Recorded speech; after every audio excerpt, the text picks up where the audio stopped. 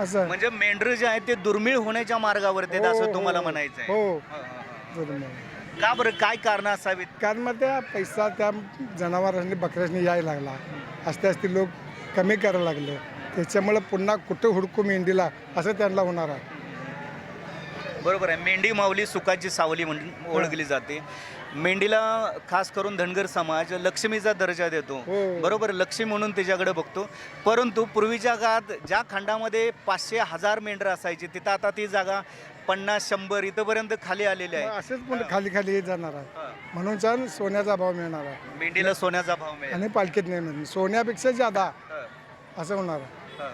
काय आव्हान कराल तुम्ही या मेंढी माऊलीचं जतन आणि संवर्धन करण्यासाठी, या लक्ष्मीचं जतन आणि संवर्धन करण्यासाठी सर्वांनी काय प्रयत्न केले पाहिजेत? प्रत्येकाने ज्याचे त्याने विचार करून वागलं पाहिजे.